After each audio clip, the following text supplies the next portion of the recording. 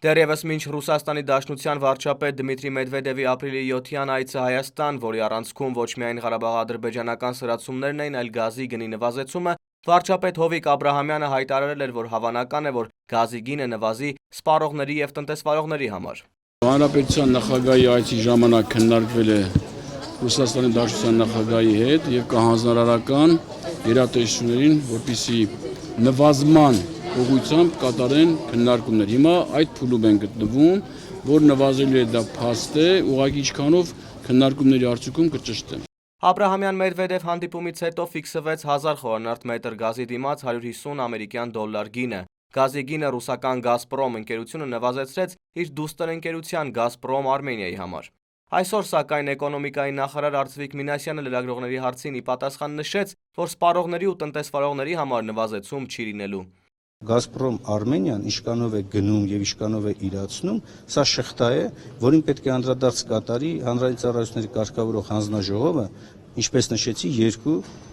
հնարավոր մեխանիզմների միջոցով։ Քանի դեռ գազի գինը փոփոխված չի, նշանակում է անորոշություն չկա։ Այն գինն է, որը որ այսօր գործում է։ Ինչ անորոշության մասին է խոսքը։ Այն որ գազի գինը իջնելը միանշանակ մեր տնտեսությանը ձեռնտու է, բոլորդ եք համոզված դրանում։ Բայց դա չի նշանակում, որ անորոշություն կա, անորոշություն չկա։ Իրազեկ քաղաքացիների միավորում հասարակական կազմակերպության համակարգող Դանիել Իոնիսյանը նկատում է «Գազպրոմի» ու «Գազպրոմ Արմենիայի» փոխշահավետ համագործակցության արդյունքում գազի գինը նվազեցվեց եւ այդ ամենից հայկական կողմը, հատկապես սպառողները, որևէ շահ չունեն։ Միջինում ամեն խորանարդ մետր գազից «Գազպրոմ Արմենիան» խոշոր սպառողներին մատակարարած գազից «Գազպրոմ Արմենիան» հիմա ունենում է 20 դրամով ավելի բարձր շահույթ, քան ունենում էր նախկինում, քան ուներ, ասենք, սրանց 2 տարի առաջ։ Այդ 20 դրամը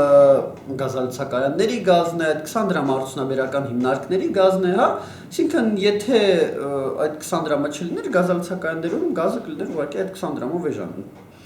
Սա որպեսզի շոշափելի լինի, էլի։ Հիմա գազը սահմանին էլ ավելի էժանացավ եւ ըստ էության 1000 խորանարդ մետրի համար 15 դոլարով էժանացավ 165-ից դառնալով 150։ Դա նշանակում է, որ բնակարաններ մտնող գազը եւս պետք է զուգահեռաբար էժանանա, համապատասխան չափով։ Բայց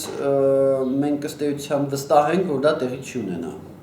Իոնիսյանն ընդգծում է, եթե 2 տարի առաջ Հայաստան մտնող գազի 190 դոլար սակագինը կարելի էր համարել շահավետ, ապա այսօր գազի համաշխարհային գների անկման ֆոնին անգամ 150 դոլարն է թանկ։ Ես էլ չեմ ասում այն մասին, որ ուղղակի խոսում էր, որ չգիտեմ Հայաստան մտնող գազը Ռուսաստանի ներքին գներով է եւ այլն, սա ուղղակի անհետեթություն է, որտեղ Հայաստանում գազը 4-5 անգամ ավելի թանկ է, քան Ռուսաստանում։ Չկա նման բան։ Այ երբ Հայաստանի իշխանությունները իդեմս վարչապետի առաջարկում էին գազի մատակարարումները կապել ռուբլու հետ, անգամ դա կտրականապես Ռուսաստանի իշխանությունները հրաժարվեցին։ Թեև Ռուսաստանում գազի գնագոյացումը կատարվում է ռուբլով եւ եթե հաշվենք թե ինչ գերշահույթներ է ստանում Գազպրոմ, արդեն ոչ թե Գազպրոմ Արմենիան, այլ Գազպրոմը միմիայն ռուբլու արժեզրկման հաշվին, Հայաստան մատակարարված գազից ռուբլու արժեզրկման հաշվին, կստացվի, որ իրենց համար ռուբլով հաշված, գազի գինը ավելի քան կրկնակի թանկացել է։ Այսինքն Հայաստան մատակարարող գազի գինը ավելի քան կրկնակի թանկացել է։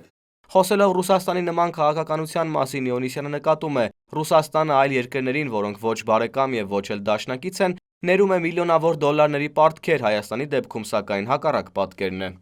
Հայ-ռուսական տնտեսական հարաբերությունները ինչ-որ գույք պարտքի դիմաց ցիկլերով են։ Ինչ-որ անհասկանալի պարտք է կուտակվում, այդ անհասկանալի պարտքի դիմաց գույք է տրվում։ Հետո նորից անհասկանալի պարտք է կուտակվում, դիմացը գույք է տրվում։ Հետո նորից, հա,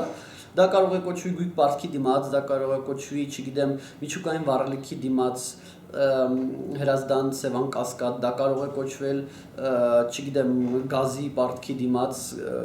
հարուստ գազարտի 20%, տարբեր անուններ կարող են ունենալ, բայց վերջին 1.5 տասնամյակում դա ինչ-որ ցիկլեր են, որոնք Ռուսաստանը հասկանում է, որ ինչքան Հայաստան տնտեսապես ավելի վատ վիճակում լինի, այնքան կախվածությունը ավելի մեծ կլինի։ Այնքան Հայաստանի կախվածությունը Ռուսաստանում աշխատող, արտագնա աշխատանքի մեկնած հայրենակիցներից ավելի մեծ կլինի եւ այդ կերպ Կրեմլից կլինի ավելի մեծ կախվածություն։ Հենց այդ նպատակով ըստ Իոնիսյանի Ռուսաստանը փորձում է հնարավորինս անկայուն վիճակում պահել հայաստանյան տնտեսությունը իր ազդեցությունն էլ ավելի մեծացնելու համար։ Արթուր Հովհաննիսյան, Առաջին լրատվական։